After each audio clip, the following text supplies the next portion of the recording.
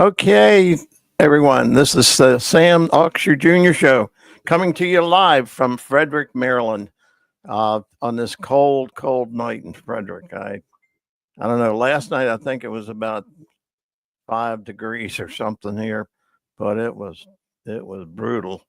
But tonight I don't think it's going to be any different tonight. But I hope so because we're freezing in this house.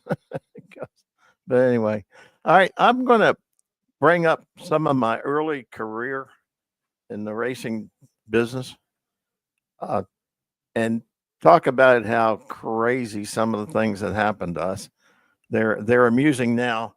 Back then, I don't know if it was really amusing, but it was it was part of the racing scene. So, but anyway, one of the first things that I think I'm going to go into is back when I was just a kid. I mean, really a kid, and I had just a couple of years out of high school, and I was riding around in my 63 and a half 427 Ford. Uh, well, they were low risers back then, but anyway, riding around there, uh, familiar with the area, and I was weaving back into a area called Veers Mill Village, and Veers Mill Village was a homes that had been developed after World War II, and a lot of the military purchased them, and they were totally inexpensive, like $8,000, maybe $7,000. But anyway, so I'm weaving my way back through there, and I'm going to the other side, and uh, trying to see if I can go to this girl's house over there if she's home. So she wasn't home. So I weaved my way back across Veers Mill Village, and I just went a different way. And these homes were built just square blocks. I mean, they were just, I don't know, maybe 8, 10 in a block. Uh, and they were just a square front, back, and all these little small streets. And anyway, I come across, and I don't even know what it is, but on this trailer, open trailer, was a 64 AFX Comet. Now, of course, when I seen it, I didn't know it was an AFX Comet. It's just a 64 Comet. So I stopped there, couldn't resist. And I said, I got to see what this thing is. So that was Bob Griffith in, uh, yeah, my mind draws a blank, but we called him Bunk. And he was there working on the car. And so Dick Corum's his name. I forgot it. But anyway, uh, Dick Corum was there working on the car, and Bob. And Bob was the driver. And Dick Corum just worked on the car. And so was talking to him, and he said, wow. He said, would you like to help us? And I'm going like, shoot, hell yeah. I'm all in. So I didn't know what that entailed, but uh, it wound up being a lot more as we get involved here. But so my dad had always took care of me going to the races. I was a kid before I even had a driver's license. And we would go to Darlington, and we'd go to Charlotte and Martinsville, all the NASCAR tracks. So he had that interest in motorsports, and obviously so did I. So, I talked to the two guys, and they said, sure, we have a little place, they said, little garage. They call it a garage. I call it a hole in the wall, up at a place called Moyer Lincoln Mercury in Frederick, where I live now. But as things turn out, we go up there, and at that time I lived probably 30, 35 minutes from Frederick, Moyer Lincoln Mercury.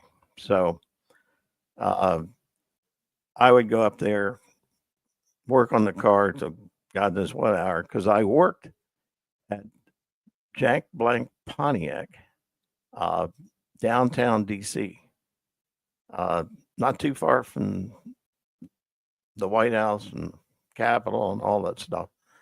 But it was a Pontiac dealer down there, and so I they sent me to school for hydromatic transmissions or GM transmissions, whatever they were.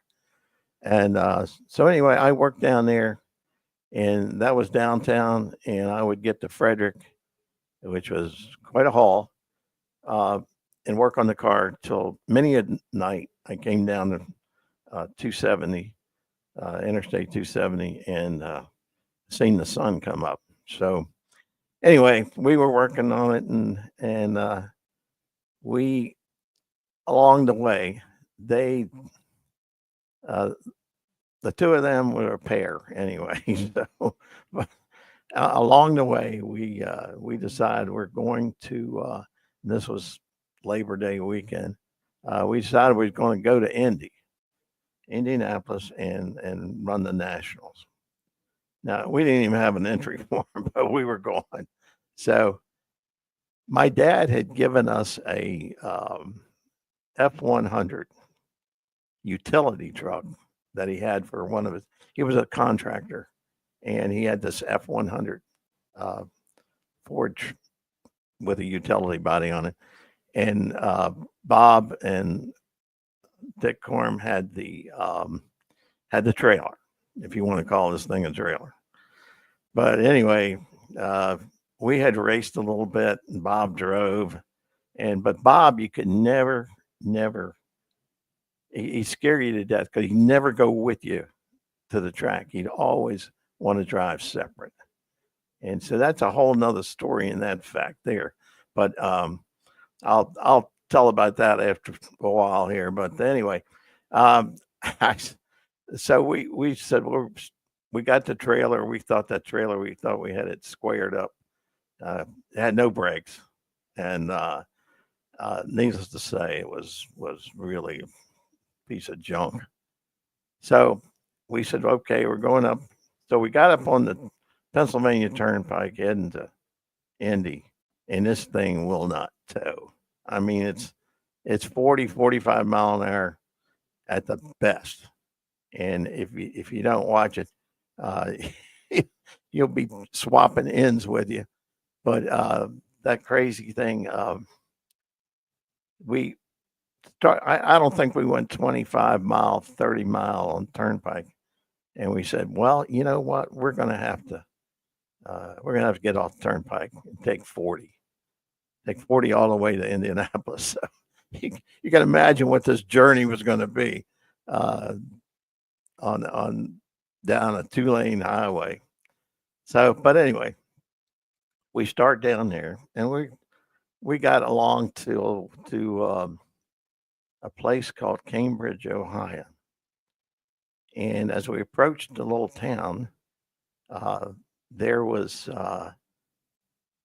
well, first of all, I look in the rearview mirror and I see a car carrier. Back then, there were like 4 cars to a carrier way back there from me. And so I was driving, Dick was riding along. So as I approach Cambridge, on the right-hand side is this lady and her 2 children, are just right at the side of the road. And there was a cemetery there on the right-hand side. On the left-hand side was like a McDonald's, but it wasn't a McDonald's. It was just same principle, same drive-in type thing. And so I looked there, and the next thing I know, there is a elderly couple, and they have this Impala, and they were dead next to me. And coming the other way, remember, it's just 2-lane road. Coming the other way was this semi.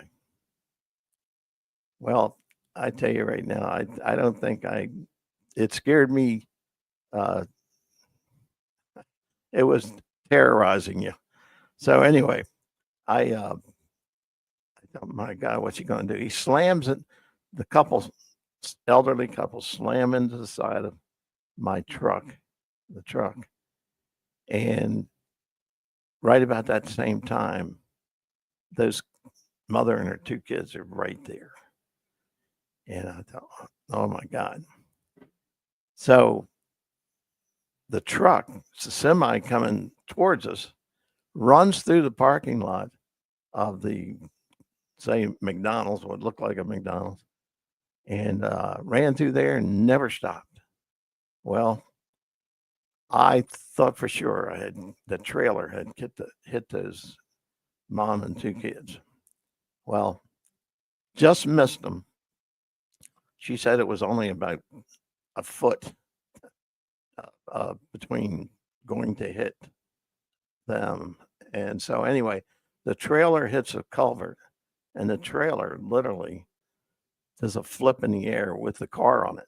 Car never came off the trailer, and it hit a billboard um, and took the corner of the billboard off. And you know how high in the air that was. But now I had pictures of that, but I didn't gather them up. I'm going to show you what the car looked like, which will make you sick. But let me see if I can get it up here. All right, here we go. All right, so there's the car. Now I don't have to tell you that's it's an AFX car, fiberglass, 427 high riser, but it had some serious damage. It came down on not only the front end damage like that, but the rear. If you look at the rear of the quarter panel on the left-hand side, you can see how back in here, you can see how it's also took a hit upside down. And so anyway, that was a rude awakening to the real world.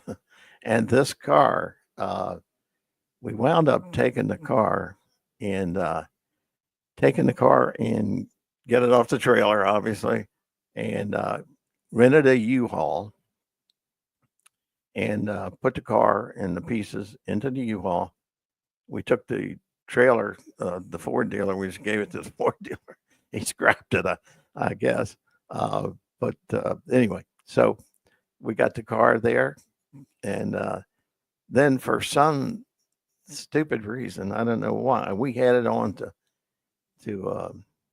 Indy, like nothing ever happened, but anyway, we went to Indy, and I don't even recall. I was so rattled at that time. I'm just a kid. I mean, this is like devastating just from the race car end of it and all the damage on it. So anyway, we had the 65 car on order, and so therefore we had a backup plan, but there was no way that we were going to get it ready for the following weekend or anything. So we did get it back home. Actually, I think my dad went up and got it. We came on back home, and we got it in the shop, and took all the pieces off of it. And I knew a body man, and he come over and he worked on it every weekend. He'd come there and work on it. And so anyway, that's a whole nother story. But we got that wrapped up, and the other car was coming, and it did get there. Just so everyone knows, I know they say Moyer, Lincoln, Mercury, that car, they associate it with that dealership, but Moyer, Lincoln, Mercury never gave us a dime for nothing. I'm telling you, it never a dollar passed between any of us. And of course, it was on there when I got involved with it, and why we would even have the name on there, I have no idea. But Anyway, so that one, let me take that one off the screen here. And now let me bring up another one here. This is not another disaster, but this is our tow truck, our transport truck. And this here was Henry Woodfield supplied this truck to us. I mean, C600, and we had McCann Body in Laurel, Maryland, build that body. Now, no one at that time had anything like that, but it was only a few months later you started seeing them. But that truck was at that moment one of a kind. And so anyway, my dad was the principal guy who just, he was the leader of the whole team, and he was very heavily involved in it, and he loved it. And of course, I'm his son, so he loves it for me, but the other thing is I want to bring up, and let me see if I can bring his picture up. Chick DeNinno, me and him grew up just a few miles apart in a area called Wheaton, Maryland. Wheaton, Maryland, and it was just a place where all of us guys had those cars, and we had a hot shop.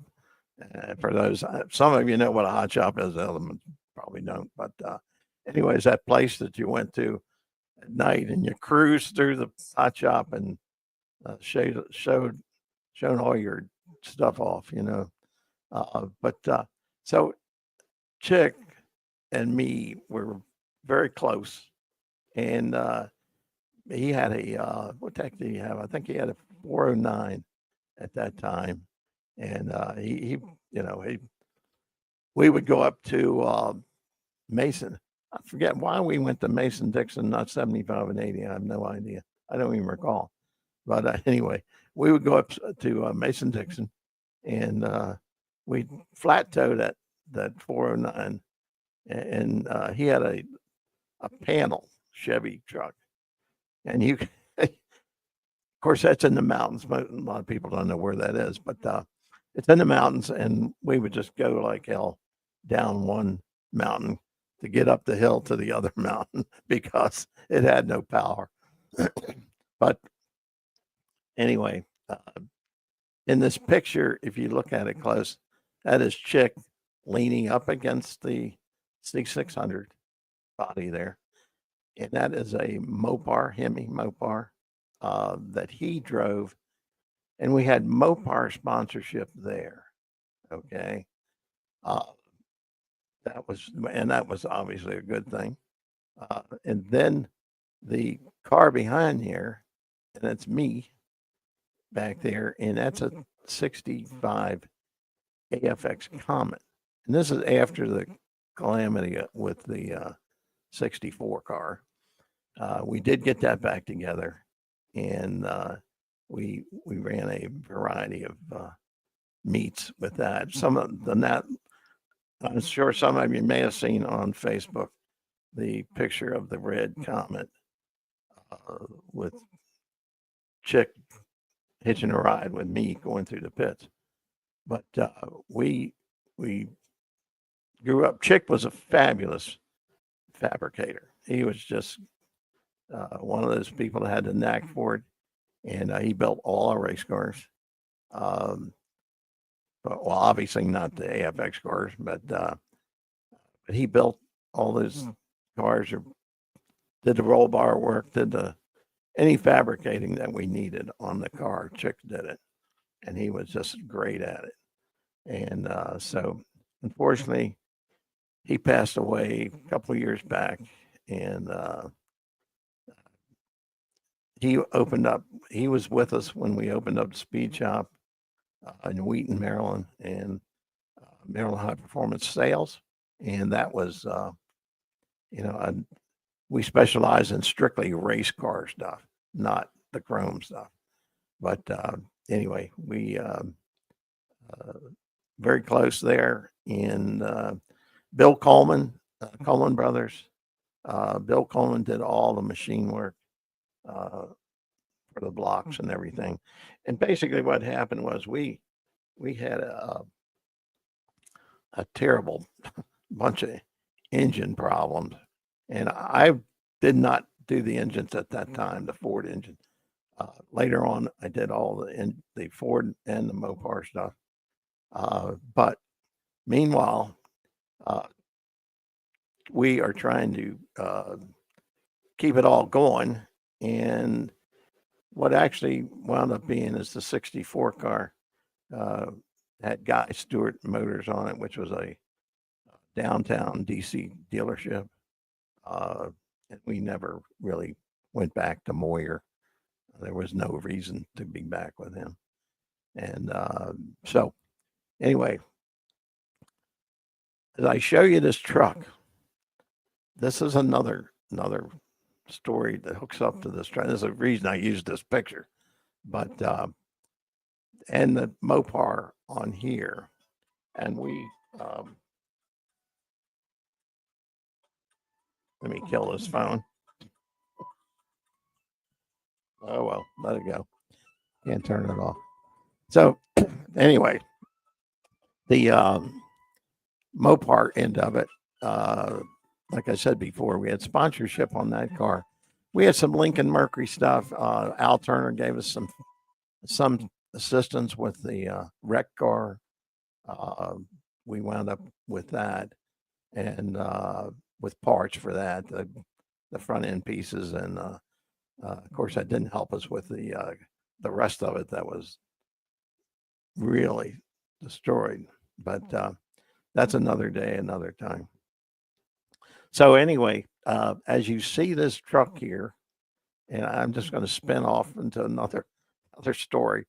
You see the C600, and we drove this obviously to California, to Texas, to everywhere, So anyway, it gets some miles on it, and we changed the oil with Quaker State was our oil sponsor, so Quaker State took care of that part of it. But meanwhile, back at the ranch, the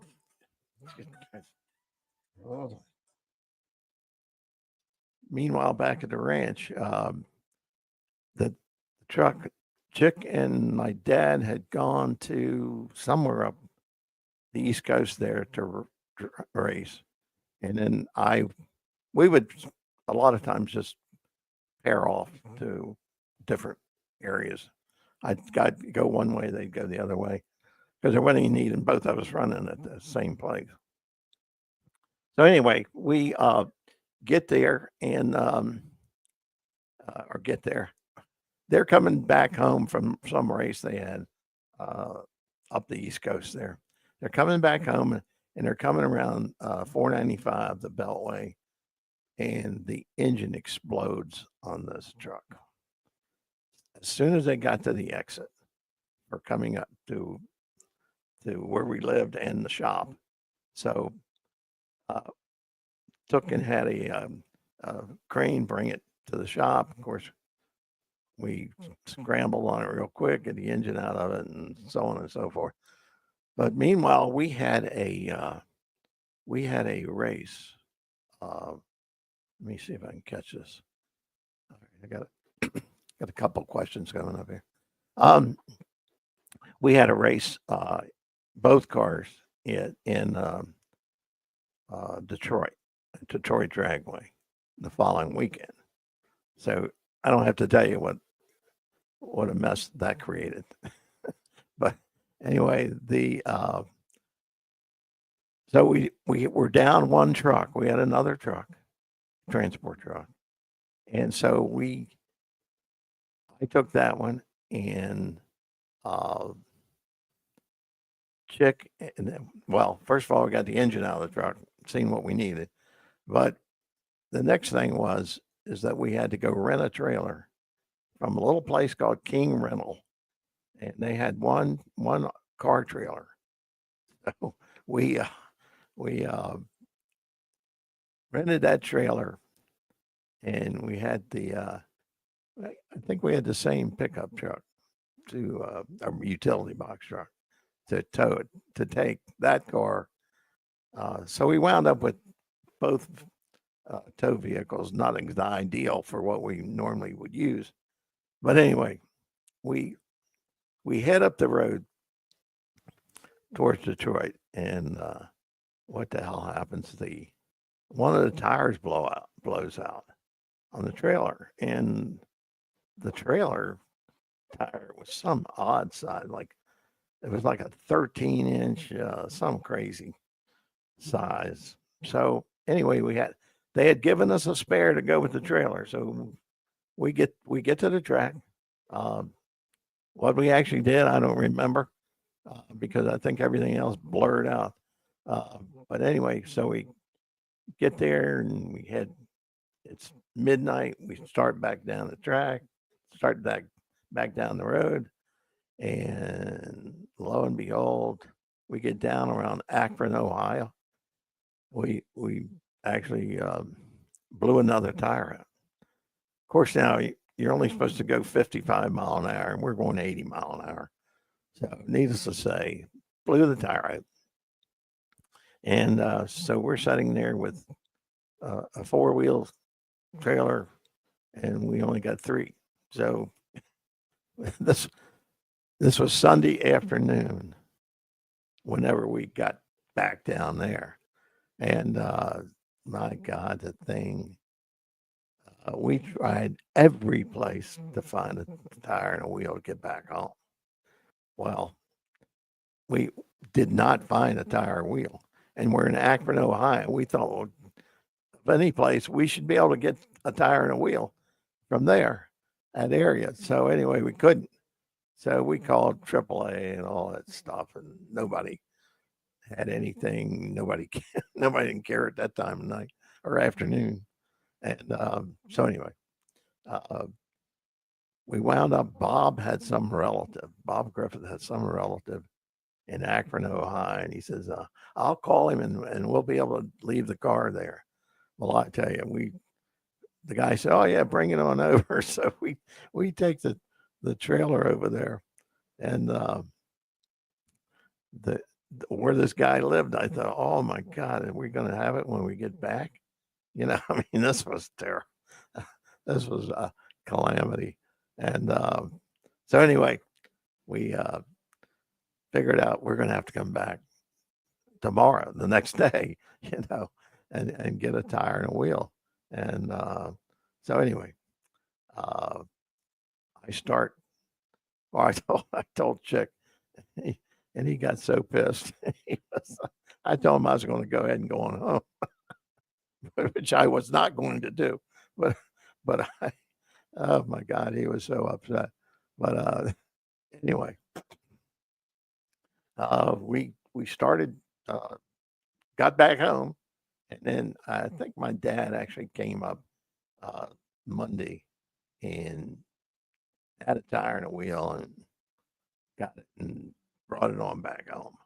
But these are the things that happen. No one realizes what the crazy stuff that goes on with these type of things, and but most things people never hear about. Let's see. I got a question here from Mark Scott. Mark, he said, "Hi, Sam. Did you race any Thunderbolts back in the day? Any reason why you never ran for Fairlane?" Yeah, never had any use to run a Fairlane. And the Thunderbolt, I drove one for a guy, and I just remembered his name. It was Matt Fenton. And he had ordered one of those pigs that had the automatic transmission in it. And this thing was so bad. The transmission was ungodly heavy. I mean, so to answer your question, Mark, No, never had any desire for it. And we had uh, the cars we need. We just need to make them fast. That's all. And that was that was a tough deal because we had this engine guy who, he really just. I'm not going to mention his name because some of you might know who he was, but he was a disaster. This guy, whatever he touched, blew up every weekend, uh, dropping a valve. And it wasn't until we got Ford sponsorship and really knew what the hell we were doing, if there is such a thing in this business. But really, I don't know that that's when I started using Bill Coleman for machine work. And at that point, that was somewhere around 65, 64 and 5, obviously. But at that time, I thought, well, this guy is obviously don't know the piston gets close to the valve. And so anyway, I thought, well, if he can blow them up, I can blow it up myself. Doesn't cost that much.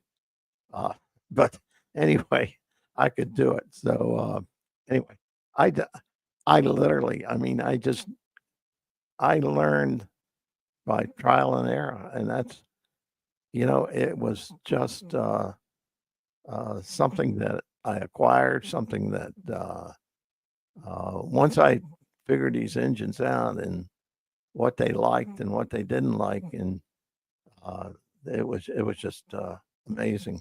Um, and I got to really be happy with the way things turned out, and I couldn't have been in any better position. And help when Ford came along and started helping with all the pieces and the parts and the do's and the don'ts. That's the biggest thing was, when Ford says don't use those valves. I felt bad for other racers because the valves and everybody said, "Oh, those valves are terrible. They're terrible. They're terrible." Well, if it had a SP on the valve stem, it was junk, and you better not use it because it will drop a valve. The head of the valve will come off of it, and those were sodium-filled exhaust and hollow stem intake valves. But I felt bad for people that would actually go to the parts department and buy the damn valve, and knowing that it's just going to explode. I mean, it just so the valve that we had to use, and Ford made sure that's what we had was double SP valves. That was what's on the stem of the valve. That was what kept eliminated 90% of your problem. And and so I worked hard at it, and I got the tools, the special tools we needed, the micrometers and everything that we needed to make it, do it in house, and that's the way every successful uh, builder uh, would do it to, that in-house service it, because otherwise you're just kidding yourself on that. So, but and then the camera motor, of course, came along later on, and I'll talk about that not this time around, but I'm going to bring up a couple of other things uh, that happened. And one thing I get asked even today. I get asked a lot of things like we always run into everybody that thinks they know everything about a comet.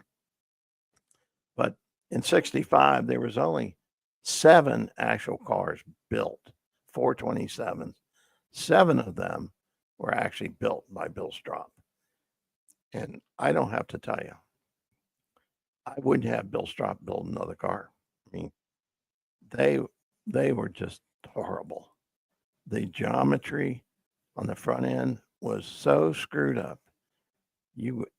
All you had to do is pop the clutch in the front end, come up a little bit, and you'd be making a right or left turn. I mean, the bump steer was, they must have never checked it or something, but it was horrible. And so it just, you look at it and you go like, how in the hell did you put a car out there like that? But it had everything that was perfect on the 64 car, or as close as you could get it. Everything that was perfect there, they eliminated on the 65 car. So it was a terrible deal. And so at the same time, I got off on the cars being built, but a BFX 289, obviously Doug Nash got that car. And there was an Ed, and I know I won't pronounce his name right, Reshinsky, I think it was. And that car was built from parts.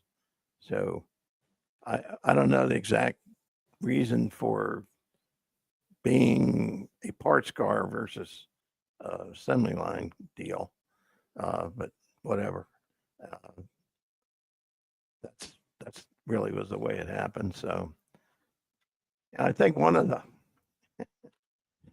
we always had the other thing besides the engine, driveline and all, we always had clutch issues.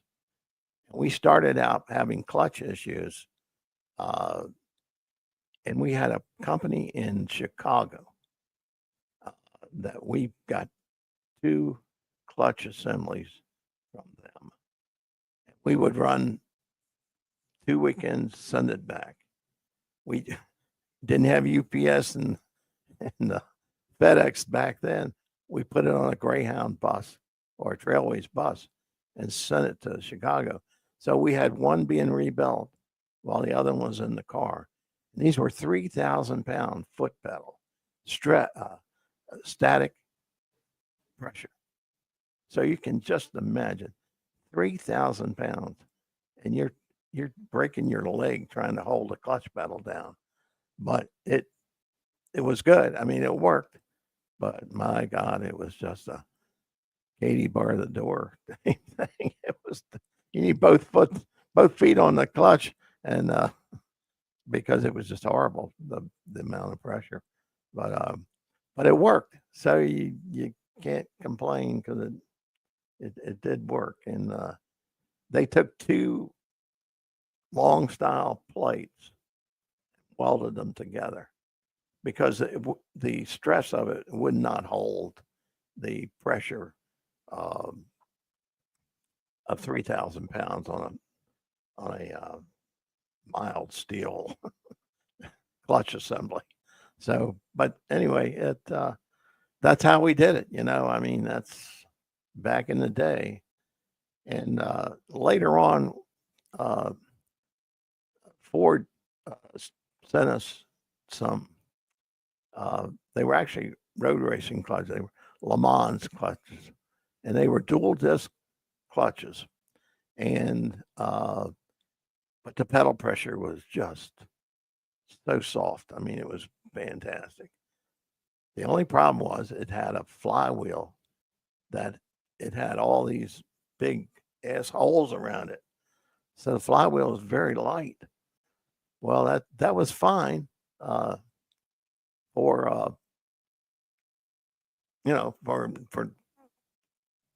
what it was, but it didn't have enough pressure or enough inertia to launch the car. The car always wanted to do a wheel stand, and it wanted to do it from. We had one of those in the Maverick, and every picture you see that Maverick picking the wheels up, but it just took enormous amount of floor the damn thing and turn it loose at about 8,500, $9,000, so it would launch, because otherwise it was just it bog it down, and so anyway, here's I'm not going to keep on because we're running into 40 minutes here.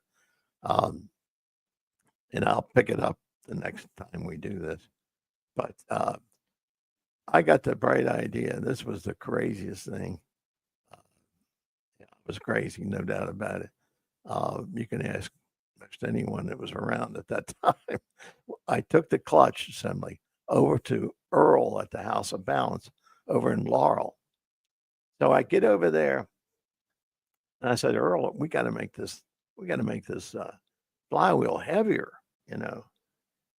I said, I don't know how, but think of something. So we wind up taking this. We should have known. We wind up taking this steel and wrapping it around. The dual disc clutch had these stands that I think there were 6 stands, and they were about an inch and a half tall. And so we took this piece of steel and we go around those stands, and then we drill it and we bolt it to the flywheel. Now, I actually thought this would work, but anyway, I take and put it in there, and I thought, you know what, I'm gonna take and put it about $9,000 here in the shop, and I'm just to see make sure this thing ain't gonna fly apart. Well, I don't have to tell you, that damn thing flew apart. I'm telling you, it was just like a clutch disaster that everybody else would have had too. But I mean, it bent the Lakewood bell housing. It distorted that bell housing. It cracked the dowel area, which we got around using it, but cracked the dowel area. And this was a camera block. You know, I mean, I could have cried over that. But anyway, so we put that on there, and when it came apart, it destroyed the part of the clutch assembly, which we had more clutches, but it was just, I mean, pieces and all flew all the way up to the ceiling, and it's bouncing off the ceiling. And I'm going like, holy crap. And so anyway, we had this workbench. I don't know how, but the workbench that was sort of, they call it toenailed in. The bench came out and the 2x4s went back to the wall. Anyway, the damn workbench fell down. This was absolute. If we could have filmed this, we would have been able to sell it for comedy. But anyway, it just wound up being a really crap mess. but these are the things, you know, when you're working like we were working, it's just, you know, it's what it is. It's I call it the business of racing. I'd love to do a book sometime. There's so many stories and tales that you can't even imagine how all this could have happened, you know. I'm going to probably do this in another next week because I have the picture you've seen with, I don't know, you may or may not have seen in Facebook of the me and Shellcross with the Chevy Nova. We had a race, and I think it was a match. I don't know. I don't remember if it was a match race or what. But anyway, we wound up running each other, and that car, when I took off, and Shellcross took off, both cars did a small wheelie. Well, mine did a little more wheelie because the flywheel was light. But so anyway, we got about, I don't know, I would say we probably were about 10 inches apart from each other, door to door. We're probably 10 inches apart, which I did not panic, but Shellcross panicked. I mean, the car was brand new, and I don't know what he was thinking, but he just, the last thing I seen out of the corner of my eye is him making a right-hand turn. I mean, as you can see in the picture, I mean, this was like, amen, turn right and hold on for your life. But I really, at that time, I really thought he's going into those grandstands. I mean, people were scattering. I mean, and I just seen it out of the corner of my eye. I did not see it any more than that. And so I came back and, of course, back down the return road. Needless to say, he was a little pissed. But I said, well, I don't know what you were doing. What were you doing? I mean, why would you do that? You know? And so anyway, it wound up being, just the way things happen. That's all. You can't. It's racing. That's all. And but the funny part about it was, and this was later on in the week, the car, I get nobody's seen it, but this photographer took a picture of me from straight behind the tree starting line. Okay, so straight behind the starting line, this photographer takes this picture, and I'm about 2 foot over the center line. Nobody's seen it, so it was hilarious, and everybody. And they mailed the picture. This guy mailed the picture. I don't know. I guess we got it on like Wednesday or Thursday, and he had taken this picture doing that. What happened, and I don't know if Shellcross seen it or not, but these are just the tales of racing. I've got a bunch more of them. And I'll circle back around next week and see if we can't stir up some more trouble. But and my dad absolutely ran the business end of the operation. All me and Chick, we just say, okay, where do we go next week? So we just do whatever. He said, well, you got to be here, you got to be there. So we did what we were told to do, so, but it was a great time. I wouldn't trade those days for nothing in this world. I mean, all the craziness, all the stuff, all the dumb things that we could have done. But I wouldn't trade it for nothing. And then as things got along, and I'll get into that next time. But when Ford stepped up to the plate, and then, but I'll tell the rest of the story. Not a good ending to the tale of Ford Motor Company, but it is what it is. So anyway, until next time, we shall meet again, and see Perry Ford, hello, Sam and the Gearheads. There you go. I guess that's what we are. We've been called everything. Yeah, okay, we won't go there. So anyway, have a good evening, everyone, and try and stay warm.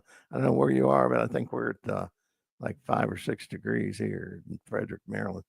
And so anyway, all right, thank you guys. Hope you got a little bit of enjoyment out of it. Till next week.